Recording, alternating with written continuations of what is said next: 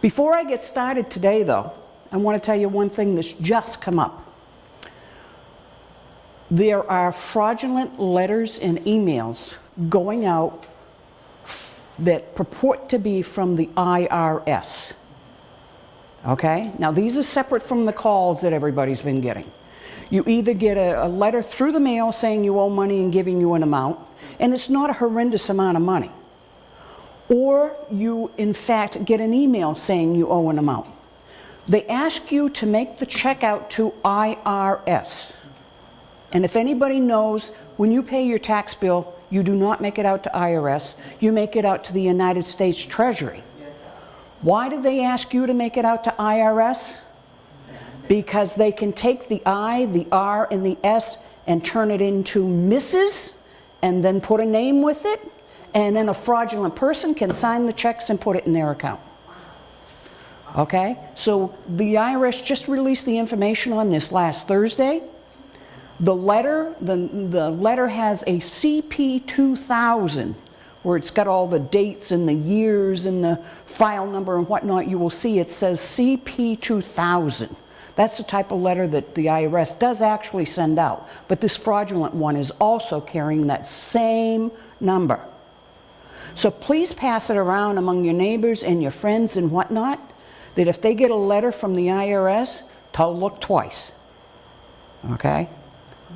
All right? The IRS has put out a bulletin on it, informed a lot of preparers about it, informed people that try to keep fraud down. Okay? So you won't find that in any of my documentation, unfortunately, because it's very, very new. Okay. Now, you want to talk about IRS calling you? IRS doesn't call you. If you get calls from people purporting to be from the IRS saying that you owe money, you are privileged to hang up on them. And I know we were taught, do not hang up on people. It's very rude.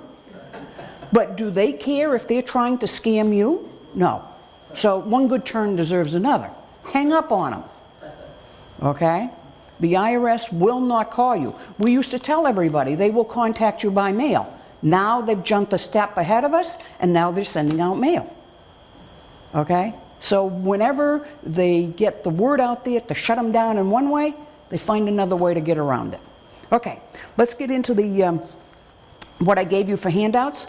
This little thing is information on the Fraud Watch Network. If you are computer savvy, okay, or you have grandchildren that are computer savvy, they can put you up on the Fraud Watch Network, which is a place set up by AARP. You do not have to be a member, but it's free to go up there and get all kinds of information on the latest frauds and scams, tips, stories about how people have been taken with frauds and scams, new alerts that's come out and everything. This is the Fraud Watch Network. It is very, very important that you can sign up for that. Okay, this one. This is a contact list. Frauds and scam contact list.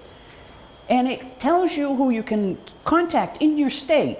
If you've got a phone fraud, a charities fraud, and mail fraud. If you're having fraud come to you by UPS. Now you say, how in the heck would that happen? Well, believe it or not, a lot of people will use an address to send something to somebody, and then they'll wait until the UPS driver delivers the package and then come say, that package is for me. Okay? All they do is just alter the first name, but they leave the rest of it there. You can do financial fraud. Medicare fraud, if you're going to be here Wednesday, that's a separate subject unto itself, and it's big. We'll talk about that then. ID theft is in here too. So if you suspect fraud, or if you're a victim of fraud, these are places where you can get a hold of. Okay? Very important information there. Okay, then you have a copy of, well, it's not like mine, a copy of my speech today. Okay? Mine's a little different because I've got notes to go with it. Okay? But basically we're going to talk about frauds, scams, how to identify them, how to avoid them, and what to do if you happen to be a victim. I've been speaking on the AARP circuit since 2010 regarding frauds and scams. I basically go all over the southern part of New Hampshire, And as such, I will speak to groups from 3 to 300. Any place that I can get into and get my word out to try to keep somebody safe is well worth the time. Okay? We're all volunteers with AARP, so it's a matter of being a passionate hobby of mine right now. Okay? My other life was as an accountant. I retired as controller of the New Hampshire Union Leader. And as such, I saw fraud on the business side of it, but I always wondered what was happening to the person on the other side of it, the individual victim. And I felt sorry for them because some of that ran into a lot of money when they'd steal identity or get somebody's credit card number. So that's why I'm here. I'm trying to give you this information. Okay, we as AARP obviously have a good infrastructure so that we can get out and talk to people because AARP is a registered, respected organization. Okay, fraud trends and behaviors, understanding fraud, how the con artist does it, preventions, resources. Okay, identity theft. Let's talk about identity theft. Anybody know what identity theft is? It's somebody that becomes you. Okay? And usually they get it through your Social Security number because that is the one thing that is unique to you. Nobody else has your Social Security number. Somebody else could have your name, somebody else could have your birth date, but they do not have your Social Security number. So that is what they use to become you. And when they become you, if you have good credit, they get good credit. If they want to, they open a whole bunch of credit card accounts in your name, and they go spend like crazy. You wonder what they are when the bills come in. That is something that's very important to watch, and I'll teach you how to watch that in a moment. Okay, the state law typically defines identity theft, and this is the technical term, as the intent to use another's identity for any unlawful activity without the authorization, consent, or permission of the victim, and with the intent to defraud. That puts it all in one sentence. Big mouthful, but one sentence. Okay, debt collection is another area. Okay? This is when people call you up and they say, you went to the doctor's office, but you didn't pay all your bill. You got to pay the rest of your bill, or we're going to turn you over to the credit agency. Okay? But we can help you out here now. We can really help you out. If you just give us your credit card, we can put the payment through, and then woof, it's done. Well, when they get your credit card number, they're going to go to town on racking up as much purchases on that credit card as they possibly can. And then you're going to have to deal with the credit card company to get it straightened out. Okay? The definition of debt collection is when a debt collector calls repeatedly and continuously, misleads you into an amount owed or current status of a debt, falsely threatens to sue, or uses profane languages and threats so that it intimidates you. And you say, just a minute, let me get my credit card. I want to get out of this. Locally, not on the idea of a debt collection, there was two things going on. Number one, in the Concord area, people were getting calls that they missed jury duty, they didn't show up, and that there would be a fine. But they could pay that fine right over the phone with their credit card, and it would go away. Well, this was false from the get-go. They never were officially asked to do jury duty. Okay? Another incident happened right at my former employer. Somebody decided to pick up the classified ads and went through them and called the number that was listed in the classified ads, which they hoped the purchaser would call. And they said, we had a problem processing your account.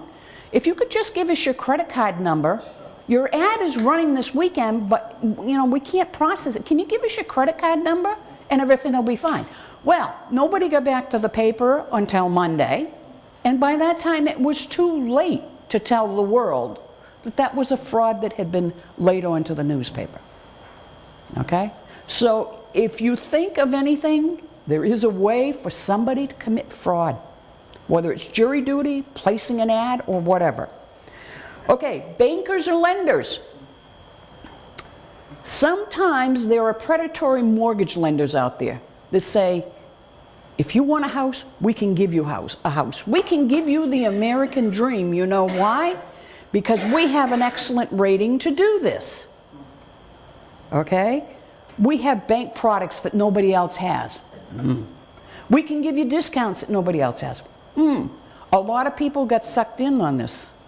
And a lot of people ended up having houses that they couldn't afford and mortgages that were not good. You don't want any part of that. Okay? How about the grandparent scam? Anybody heard about the grandparent scam? Okay, grandparent scam goes like this. You have a grandson that was chosen to go study in Peru.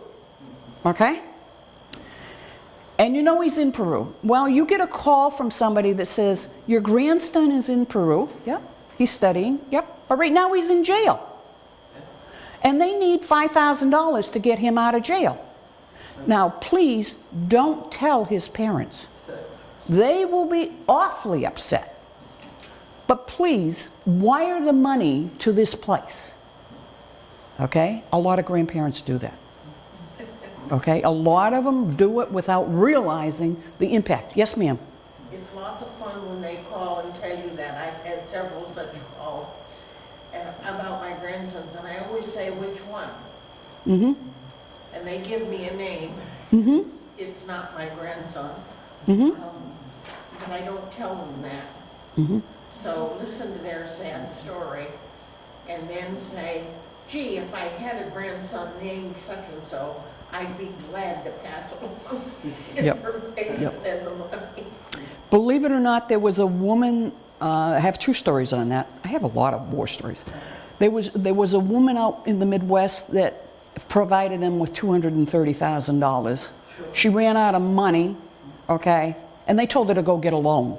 Oh, brother. Okay? And she did it? She did it. There was another one in Manchester that went to the Rite Aid on Mammoth Road, true story, and she did $1,000 transfer of money. They called her back and said they needed another $1,000. She went back the second time, got another $1,000. They called her back and said they needed some more, and she went back. And was it for only the person that had done the exchange at the pharmacy and the off-duty policeman standing behind her that said, hey, what are you doing? And she says, well, I've sent money twice today. My grandson's in trouble. And the policeman had heard about it and said, no, you don't send any more money. You're involved in a scam and you've already given him $2,000. Now that was a true story. True story in Manchester with the IRS claiming that you owe them money. People have gone and bought gift cards, right. iTunes cards. Now, how many of you, some of this is common sense, I think, but how many of you would think that the IRS would want you to pay them in a gift card? Okay? But it happens. Believe it or not, it happens, and it happens more than what we would like to say. Okay, so we've heard about the grandparents. Okay, each year, more than 12 million Americans are struck with identity theft, which has been the top consumer complaint for the past 13 years.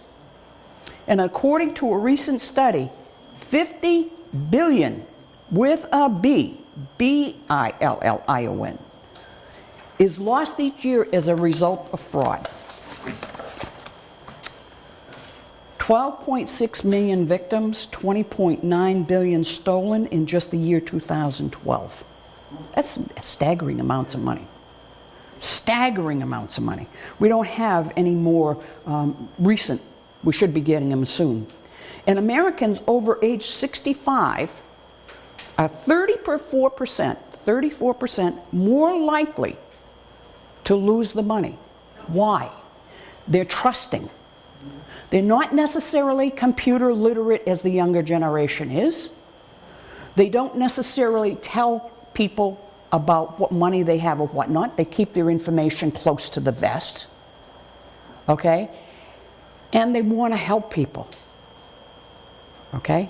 They are usually better off than some of the younger people because the younger people are still paying off student loans, or they've got young families that they got to support. So the older people may have a few bucks in the bank, so we'll go after them, okay?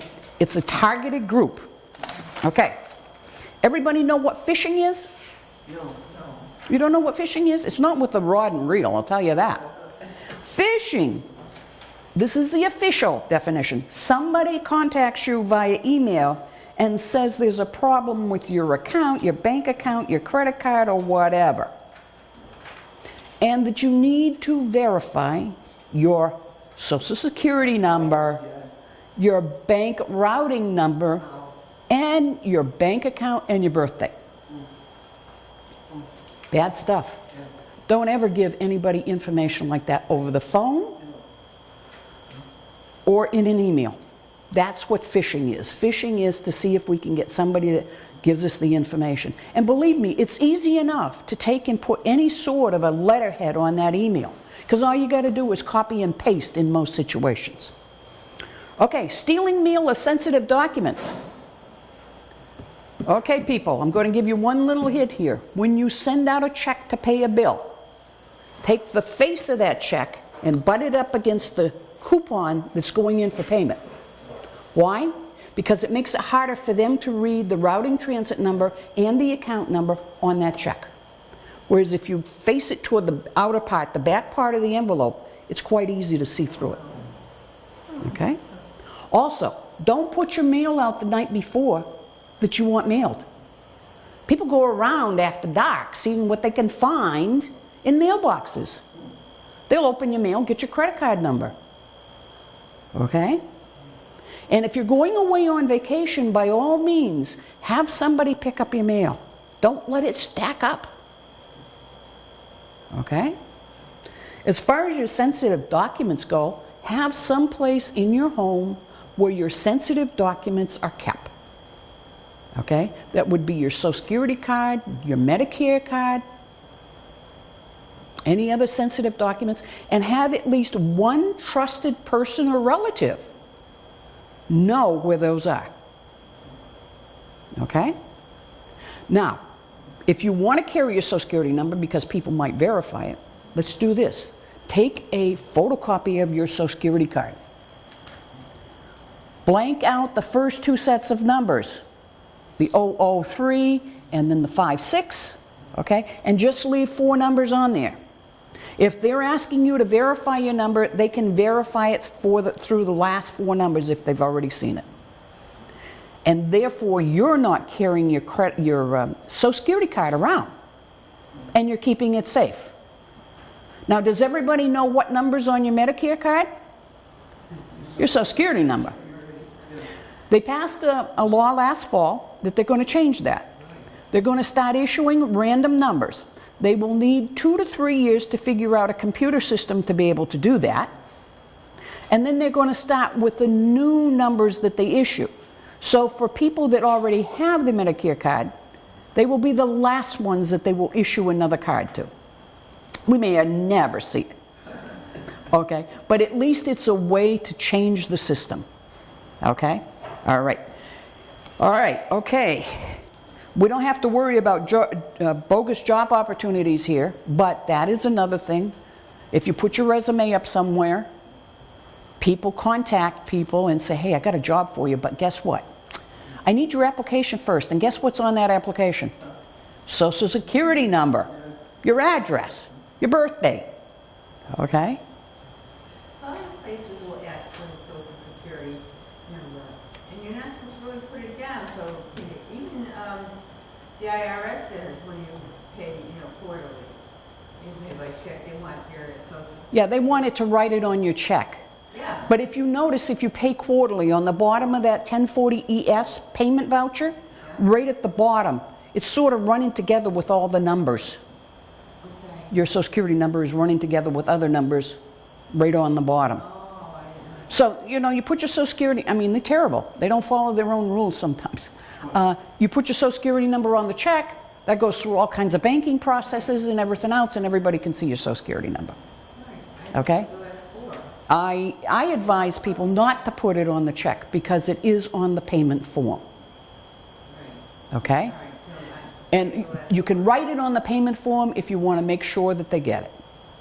But don't put information on your check, okay. okay? All right? I don't know why they're asking for it. Because they want to post the payment to the right account. And because everybody's Social Security number is unique, if you put your Social Security number on it, they know that they have posted it to the right account. It is a mess, and it takes a month of Sundays to straighten out a payment that they put on the wrong account. And they do it. Okay, we don't have to talk about job opportunities, but you know what's going on there. Investment fraud. Hey, if you're going to invest in somebody, invest in a company, people, make sure you know who you're dealing with. Make sure that the person that you're taking in as an investment advisor is recommended by people that have had good luck with him, or somebody that you've checked out. Okay? Be safe in that way. Okay? Now there was a new law, I love this one. There was a new law that was passed last fall that said that all investment brokers must put their clients first, not them. Now the reason for that is because when things were slow at the market, some of the stockbrokers would sell investments within a certain portfolio and buy others because every time they did a transaction, they got paid. But you didn't necessarily make a profit on the stock that they sold. So it's a situation where they now have a code of ethics that they have to follow, that they have to put their clients first. Okay? Is this what Wells Fargo did? Now, Wells Fargo, they had employees who, for extra spending money, gave out sensitive information and were paid for it. Okay? Now, I can give you a prime example of that. You know, they came out with these new debit cards with the chip in them. Okay? So I got a notification that my bank came out with a new debit card with a chip, and please, you know, take it and call in and register it and get it activated. I was on vacation in California and I got a call from their security and fraud department that my debit card had been compromised. And I say, how can that be? It was only 2.5 weeks ago that I activated it. How can somebody get into it that quickly? Well, we don't know, but they purchased something at a Target in Massachusetts, and they also gave themselves a vacation to Lake Placid, New York.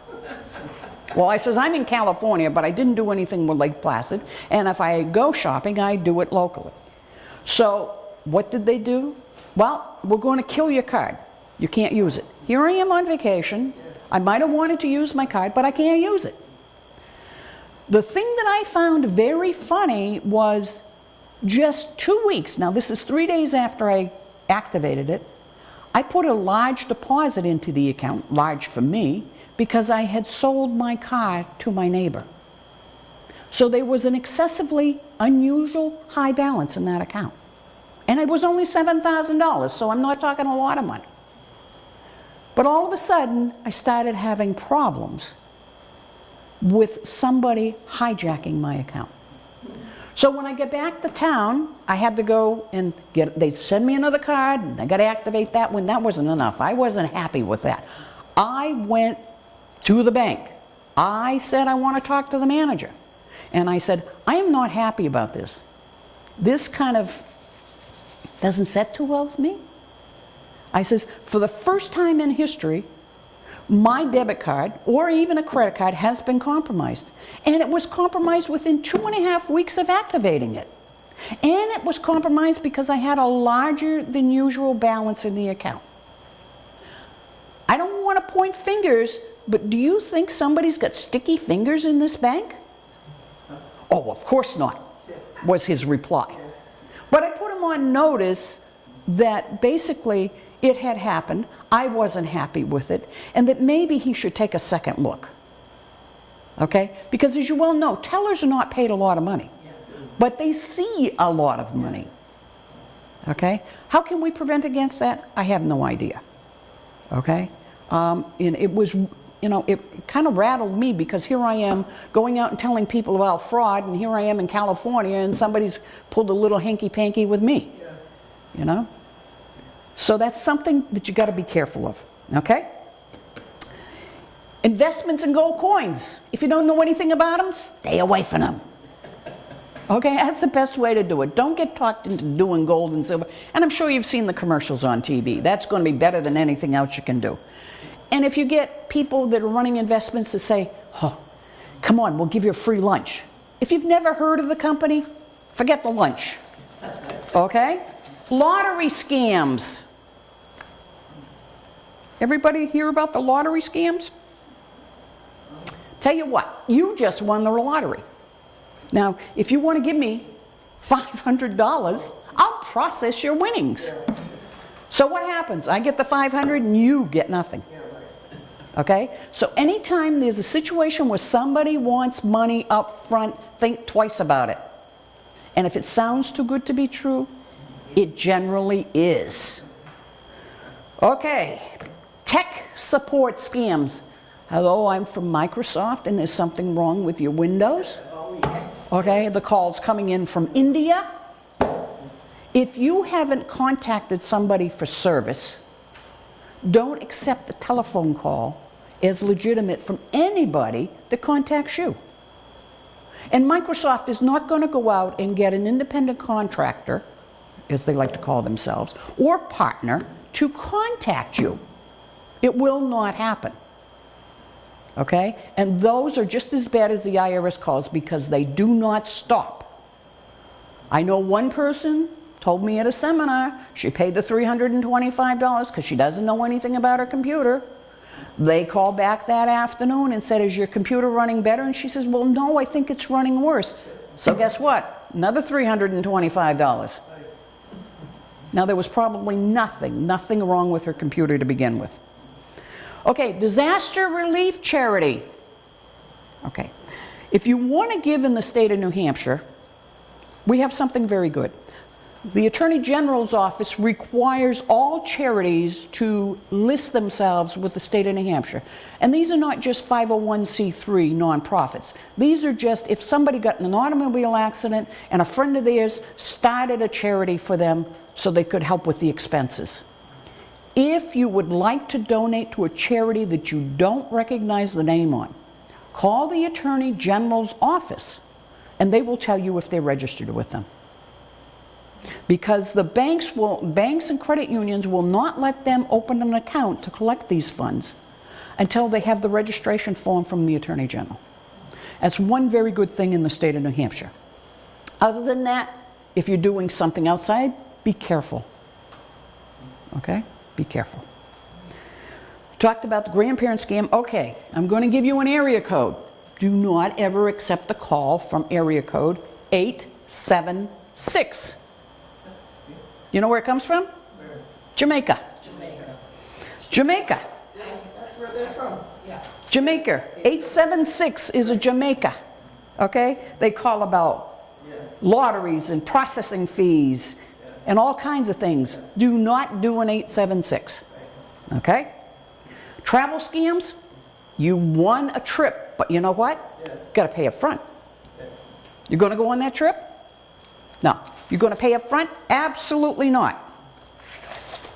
The AARP went into prison and actually interviewed a con artist that had been caught and was in prison and found out some of the things that in his course of doing his business that they could use to help people understand what they do. One of the things that the gentleman said over and over again was the fact that when he gets you on the phone, he tries to get you in a defenseless mode by telling you you have a nice house, you're respected in the community, whatever might work. If your husband just died, oh, he was a wonderful man, loved by the community and whatnot. To bring your defenses down, so whatever he's trying to sell you or give you, you would be more willing to buy. That's called ether. That's what they call ether. And when they get people under the spell of ether, the victim's defenses are down. And they're more likely, more prone to buy whatever this gentleman has. Sometimes the women do it too. It's not just related to the male species on fraud. Okay? So, somebody calls you, you don't know them, they seem to be buttering you up. Get a phone number and ask them to call them back. I bet they hang up real quick. Okay? There's a lot of boiler rooms going on, and the boiler room would be a room like this with tables all set up and chairs, and every seat would have a phone. And all they do is sit there all day long calling people to try to scam them. Those are called boiler rooms. Some people make a career of it. One guy that was in prison did it for 30 years. Okay? So it is a career. Okay, remember, ether, heightened emotional state. Don't get sucked into it. Okay. Go on here. Okay, phantom riches. Okay. I have a check here for you, and I've been holding it for over a year. You want to give me your bank information? No, you don't give them bank information. Tell them to mail it to you. Well, I'd be glad to do that, but I need a payment up front. Anything asked for a payment up front, forget it. I know of a person who got a call about 6 months after her husband died and said that there was an insurance policy that had been overlooked when they were processing stuff, and that he would be glad to send that $25,000 to her if she would simply give him the bank name and the routing number and the account number. Well, she refused to do that. She was smart enough to do that. So she said, mail me the check. And that's when he turned around and said, I'd be glad to mail you the check, but I got to do one thing first. There's 6 months of unpaid premiums. So if you pay those 6 months of unpaid premiums at $500 a piece, you send me money for $3,000, then I can send you the $25,000 check. Okay. She said, no, I'm too smart for this. And she hung up on it, and he didn't call back. But that's one tactic that they will use. Now, when they had her on the phone, they were telling her, oh, we know your husband was a teacher in Manchester, and we know he was a coach for team, and we know he has so many kids that loved him. Oh, what a wonderful man he was. And we heard at the wake, there were long, long lines. What's he doing? He's bringing down her defenses. He's getting her to soften up. State of ether, emotional heightened state. And then he went right at it and said, well, we have this $25,000 policy. So be careful of those, okay? They'll use anything that they can, okay? And how do they get it? They get it out of the obituaries, you know? I mean, something that is quite innocent, newsworthy, the community wants to know, and these scammers grab it, okay? Sometimes they will tell you, hey, look, I got a deal for you. We only got 4 left. So you got to act within the next 24 hours. Forget it. Okay? That is what they use to drag you in. Okay? How about dropping names? I'm a senior vice president, I've got an MBA, and my best friend is Barack Obama. Okay? Well, maybe not. What they're trying to do is impress you. If it's good for me and I've got that information and it's good for my best friend who everybody recognizes, then it should be good for you too. Jump on board. Forget it. You may not want it. Tell them no. Okay? Like they say, once they got a hold of a victim, they would never let them go. And if they ran out of money, they would tell them to go get a loan. How bad is that? Okay. Now, how do you prevent this? When you get somebody on the phone that's trying to scam you, if you're listening to them, and you haven't already, hang up. First option would be to hang up. Don't get excited. Stay calm, cool, and collected. You got to stop and think, is this a scam? Could this be a scam? Is somebody trying to get something out of me that they don't deserve? You got to ask questions. That scares the hell out of them. If you start asking them questions, they don't know how to answer it. They're going to hang up on you first.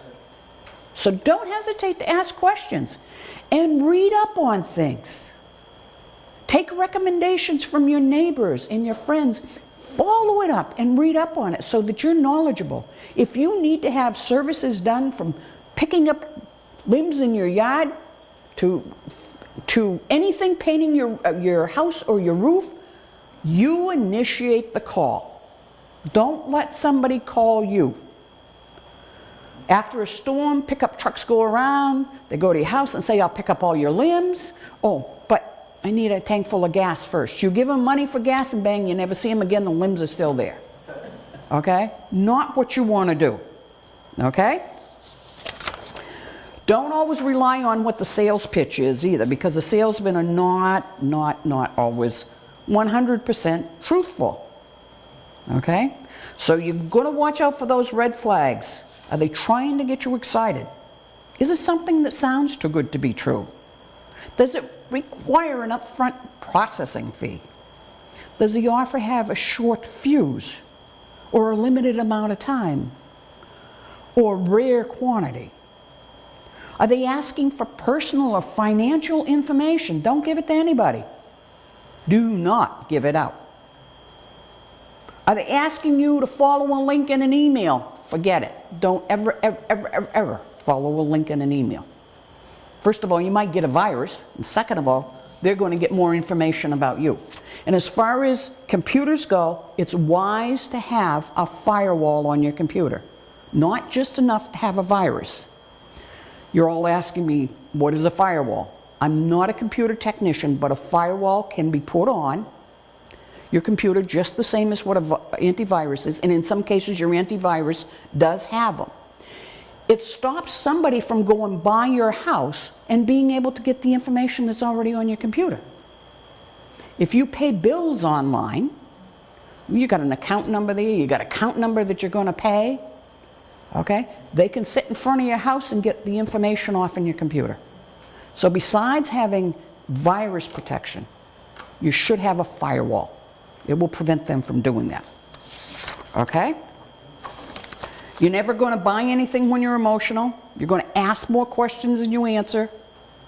You're going to read about anything or get references from your family and friends and neighbors.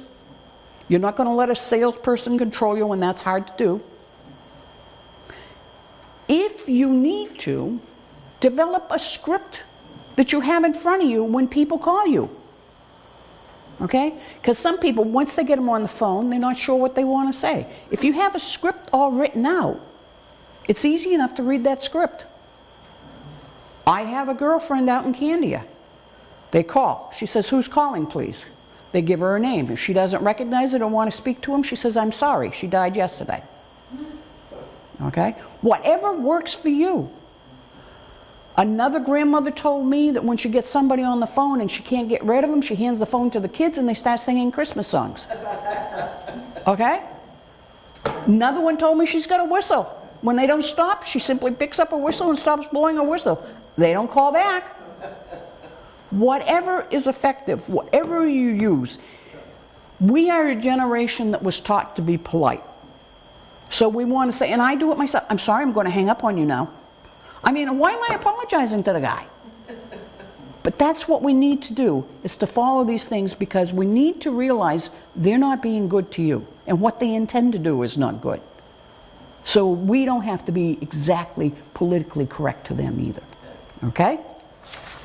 If you get any good scripts, I'd like to see them. I'd be more than happy to use them. Okay. Prevention strategies. Protect your Social Security number and personal information. I can't pound that home enough. Put it in a safe place and let another trusted family member or relative know where it is. Okay? Monitor your bills and financial accounts. Look at your credit card statement and see where the charges came from and make sure you recognize them. And if you don't, get on the phone to the credit card company and get it straightened out. Watch over your credit reports. The government has set it up so that you can get one free credit report per year. And it's at annualcreditreport.com. It's in here. They do not ask you for a credit card. It's free. It's set up by the government to be free. However, when you get online, they're going to ask you your Social Security number because that's tied into everything.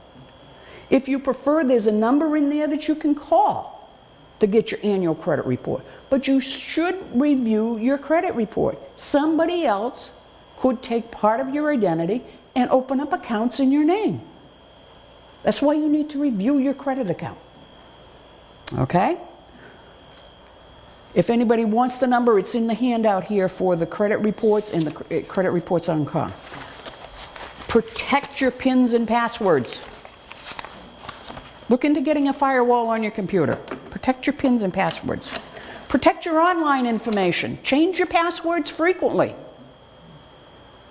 Now, what do people do with all their passwords? Well, I thought I was smart. I got myself a little indexed binder, and I put all my passwords in there. Well, smart me, I got all my passwords in one place.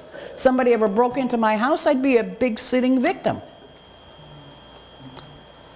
Find a way to secure your passwords and your PINs securely in good private places. Okay? Make sure you tell somebody where those are, though. Protect your mail. If you're getting junk mail you don't want, go to optoutprescreen.com. It's in here too. Okay? Or you can call them, 888-567-8688, to opt out of junk mail. You will also include in there, they will stop sending you credit cards because you've been approved. And you don't want these things running through the mail. An approved credit card in your name. What happens if somebody else goes in and authorizes it? Whoopee! They're going on a spending spree. Okay? Also, make the ones that the bank send you. The bank send you, yeah? You didn't ask for it? I went to the bank and they said, sorry, there's nothing we can do about it. You know, they always send me, we just give you a new credit card and they send you a check. If you're doing business with the banks, and it is your bank, then in some cases you can go to the bank and they can say, yes, we'll take you off the mailing list. But what they're trying to do is drum up business. But those checks that they send out, I mean, that's like a hot tamale. Wow. You know the checks that you can make out?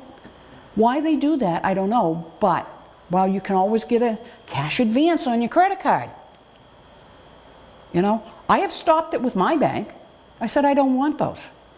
And also, I want to get a letter before you send me out a new credit card or a new debit card.